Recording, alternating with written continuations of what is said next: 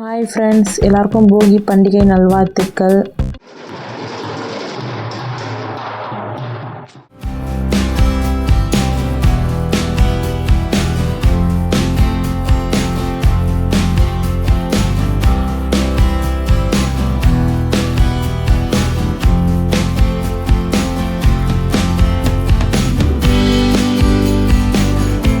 வாங்க திவ்யா என்ன பண்ணுன்னு பார்க்கலாம். உள்ள இப்போ பார்த்திங்கன்னா உள்ளே போய் ஒரு வேலையாக பார்க்கணும். முகில் பார்த்திங்கன்னா சுடு தண்ணி காஞ்சிருச்சு. நான் போய் அவனை குளிப்பாட்டிட்டு வந்துடுறேன். பார்த்திங்கன்னா முகில் குளிச்சுட்டு வந்துட்டான். அவருக்கு ஒரே வெக்கம் ஹாய் சொல்கிறதுக்கு. வெளியே பார்த்திங்கன்னா கோலம்லாம் போட்டுட்டு இப்போ பார்த்திங்கன்னா வீடையும் துடைச்சிட்டேன். நான் இப்போ சாப்பிட்டுட்டு அதுக்கப்புறமா தான் கிச்சன்லாம் க்ளீன் பண்ணிவிட்டு அப்புறமா தான் பார்த்திங்கன்னா குளிச்சுட்டு சமையல்லாம் பண்ணணும். சரி வாங்க அப்படியே போய் பார்க்கலாம். என்ன டிஃபனு? பார்த்திங்கன்னா முகில் பார்த்திங்கன்னா தோசை தான் சுட போகிறேன். ஏன்னா அவர் வேலையை ஃபஸ்ட்டு முடிச்சிட்டா அதுக்கப்புறம் நாம் பாட்டுன்னு செஞ்சுட்டே இருக்கலாம். அவர் சாப்பிட்ருந்தா சேமியா உப்புமா கொஞ்சம் இருக்குது. அப்புறம் கோதுமை தோசை தான் இன்றைக்கி அரைச்சி வச்சுருக்கேன். கோதுமை தோசை ஊற்றலாம் அப்படின்னு சொல்லிட்டு. ஏன்னா காலைல சிம்பிளாக முடிச்சுட்டு மத்தியானம் பார்த்திங்கன்னா நான்வெஜ் ஏதாவது செஞ்சுக்கலாம் அப்படின்ட்டு. அதாவது தோசை முகில் நான் ஊற்ற போகிறேன். யார் யாருக்கெல்லாம் இந்த கோதுமை தோசை பிடிக்கும் அப்படின்னு சொல்லிட்டு சொல்லுங்கள். உங்கள் வீட்டிலலாம் என்ன டிஃபன் அப்படின்னு சொல்லிட்டும் சொல்லுங்கள். மறக்காமல் உங்களுக்கு எப்படி போகி எப்படி போகுது அப்படின்னு சொல்லிட்டு சொல்லுங்கள். இட்லி தலைக்கறிலாம் பண்ணலையா?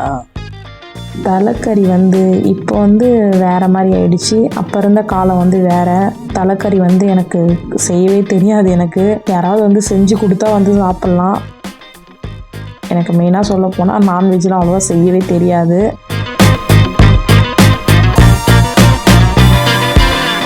இந்த கோதுமை தோசைக்கு பார்த்திங்கன்னா எத்தனை பேருக்கு சக்கரை தொட்டு சாப்பிட பிடிக்கும் அப்படின்னு சொல்லிட்டு சொல்லுங்கள். எனக்கு ரொம்பவே பிடிக்கும் சக்கரை தொட்டு சாப்பிட்றதுக்கு.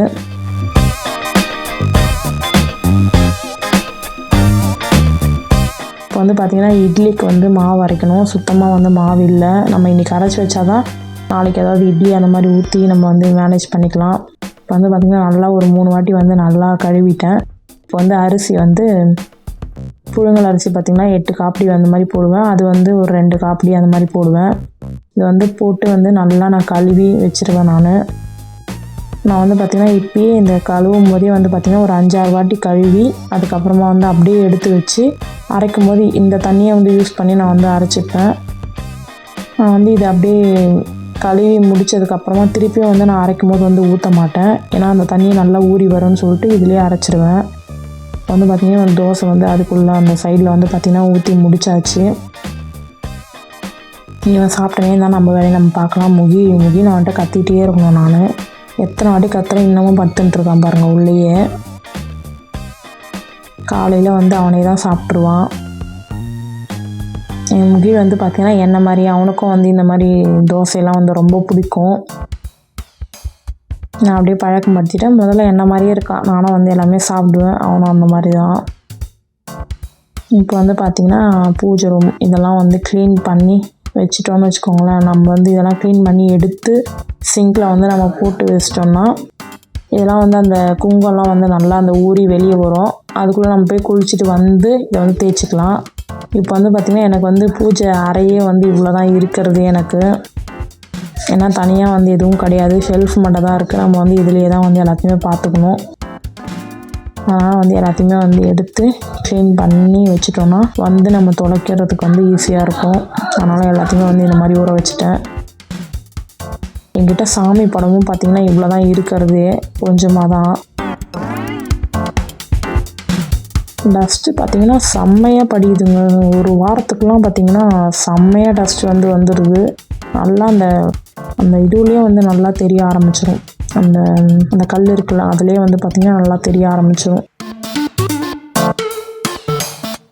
அந்த துடைச்சா அதில் அவ்வளோ தூசி வருது. கோலம் இந்த இடத்துலையும் போட்டுடலாம் அப்படின்னு சொல்லிட்டு நான் கோலம் போடுறதுன்னு தெரியல.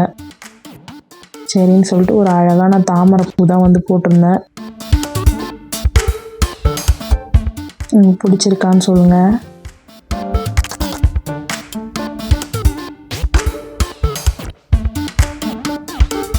நம்ம இந்த வேலை முன்னாடியே வந்து பார்த்து வச்சுட்டோம்னா தான் நாளைக்கு வந்து சாமி கும்பிட்றதுக்கு வந்து நம்மளுக்கு ஈஸியாக இருக்கும். சரி குளிக்கிறதுக்கு முன்னாடி வந்து இதை தேய்ச்சி வச்சுட்டு போயிடலாம் அப்படின்னு சொல்லிட்டு சரி தேய்ச்சிடலாம் கையோடன்னு சொல்லிட்டு நான் வந்து தேய்ச்சி எடுத்துட்டேன். அதை வந்து பார்த்திங்கன்னா ஒரு வெள்ளை துணியில் வந்து நல்லா துடைச்சி எடுத்துகிட்டு இந்த விளக்கு நல்லா இருக்கான்னு சொல்லுங்கள். நல்லா பெரிய விளக்கு இது கொஞ்சம். இப்போ வந்து பார்த்திங்கன்னா அதை கழுவி முடிச்சுட்டு கிச்சனும் வந்து ஃபுல்லாக க்ளீன் பண்ணி வச்சுட்டேன். இப்போ நம்ம வந்து குளிச்சுட்டு வந்து செய்கிறதுக்கு ஈஸியாக இருக்கும். இப்போ வந்து பார்த்திங்கன்னா பூஜை சாமான்லாம் தேய்ச்சி முடிச்சுட்டு சாப்பிட வந்துட்டோம். எனக்கு வந்து பார்த்திங்கன்னா எனக்கு ரொம்ப பிடிச்ச கோதுமை தோசை, அவருக்கு வந்து பார்த்திங்கன்னா சேமியா உப்புமா தான். சரி நாங்கள் 2 பேரும் சாப்பிட்டுட்டு அப்படியே கண்டினியூ பண்ணுறோம். ஓகே பாய், தேங்க்ஸ் ஃபார் வாட்சிங்.